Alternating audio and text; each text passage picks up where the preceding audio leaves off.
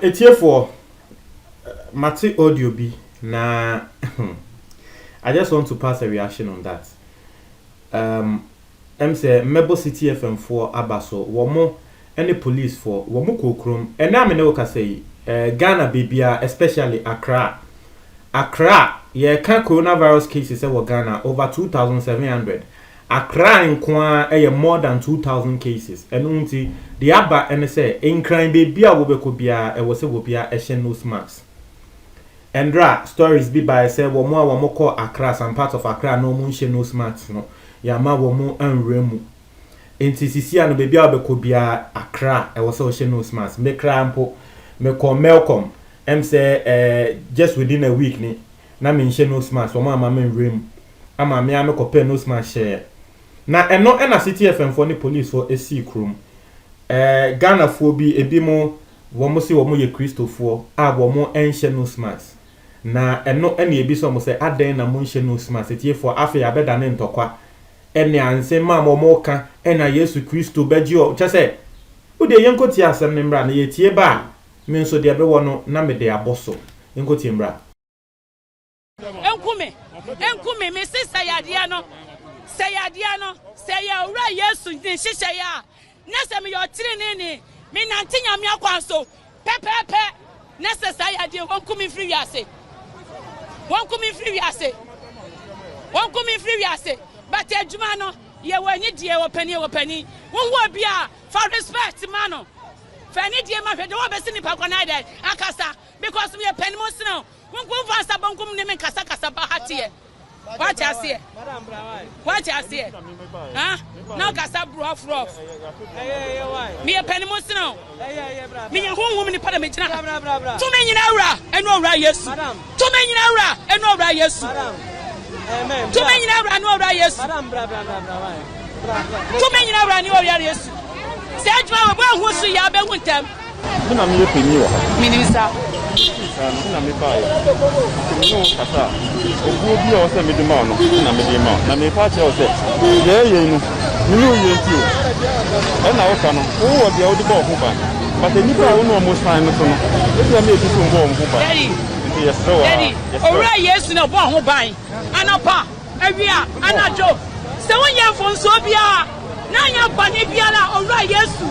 One jama saya do be tu da bia da. Ana jo ora Yesu ni. Menyin ni say colonial violence wo. Yeti a menyin ni say Yesu ni ye great change. Colonial violence. Na dia ntina wose megidi. Ya me dia menyin ni me to me na me kan Bible wo me wogidi o Bible. Bible mun say ahoro yensa na yenya. Bible say na say ohoro nsa ne dia wo so ba ohoro nsa. Ba ohoro nsa so ohoro no for the purpose. So at yasem. Na me ohoro me nsa ate I can say just like that. Say what do you want to tell me? I no say den. Eti menyin ni say colonial violence wo. Sir. Madam, sister. I met to me, I share. What you want to ask? Because the entire me to me, Shani. It's here for someone who dear yet home. As for my Ghana, someone who dear yet home. Na meka say, or my way, or my way.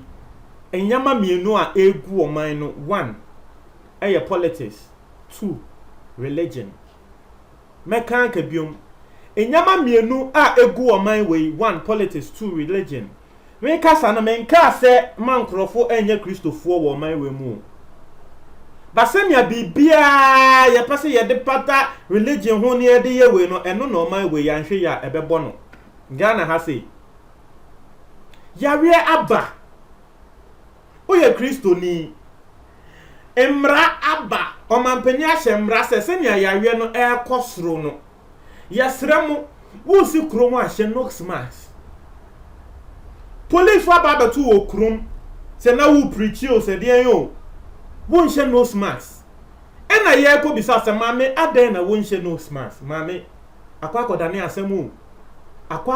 asem ena mame bu afu se ane Yesu Kristo ni wo bia nka se Yesu Kristo ni ho a wo beji wo but e bia wo no sei no ebi a wo nya yare na Yesu Kristo beje o but obi nso wo ho a wo no won sum Yesu Kristo a wo no nso wo ye Ghana ni na wo de yare na akwa sign no nti say nipa kro no ede na ye beka indirectly wo na weku nipa kro no just because of your negligence aden ne ya oman ye ya de ma ne ye yasa aden me see yare we even baby a Yesu Kristo ye wo no wo mo a wo mo de som no ye kan ye se Israel nyame wo mo kan no wo mo ate ase ema wo mo ye nyame bi they've understood now so yen Ghana for ye pese ye tre say ye nim Nyankopon si wo bia.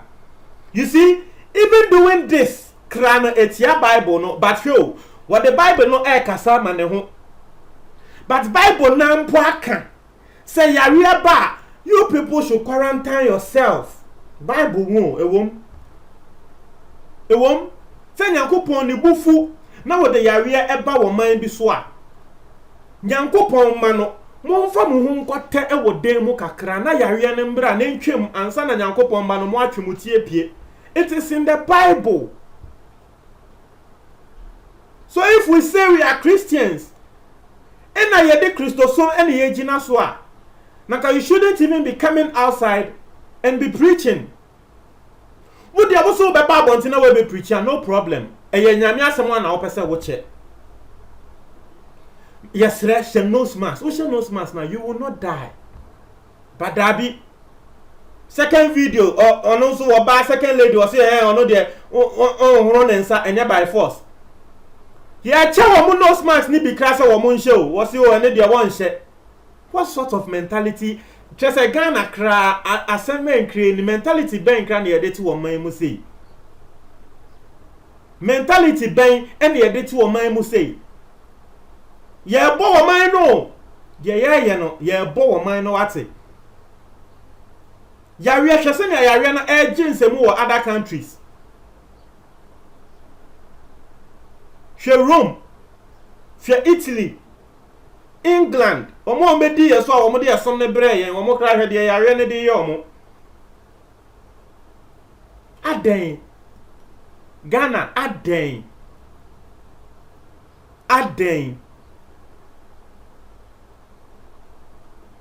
we wo baba ko hwe na chese me tie audio no me say Irade Yesu Kristo, what sort of mentality cry is this? Ghana chese odwen ho kra ho ntiase odwen ho kra ho ntiase ko social media nkrofo say we mu say na kese police wanna bo mo but mo ni say me I am against violence against women. Me obi a me susu say ni kwan say wotene wonsa e bomba nti ene de e no go area. But me person me bottle and then you see the kind of mentality ebimo ekita. Even in the Bible na nka sakra kan se wo bi edi wo so a de nipa ko ne be kan bia na ye fa ne die ema wo bi a wodi wo so Bible ne na aka nti afi ya den e na president a hyemra wo de wo sibu ntie meanwhile wo se wo ye Kristoni se ne awo kasa na otumi say yes wo no the Bible no we sua ama na edu etire we sua Bible no ma na edu etire and you don't know even these things in the Bible. Aden ye ho saa aden ene ye ho saa uban say wo bi say no because of the mentality say wo no de yare no entumi nya na say no won't take any safety precautions bibia no de nsa aka because na adwe mu no when you say yare no eni ho enti ebia baby a eni kwan say wo kokra na okọ no de nsa aka no de nsa aka kan nyama saa ebia wonu ni chidie no because the mind is a strong thing. If you have faith in something, it works for you. Ebia wonu ni chidie no ebema yare no eba ne sokra na entumi nya ne hwe adi kra you say Ghana has most of your cases asymptomatic.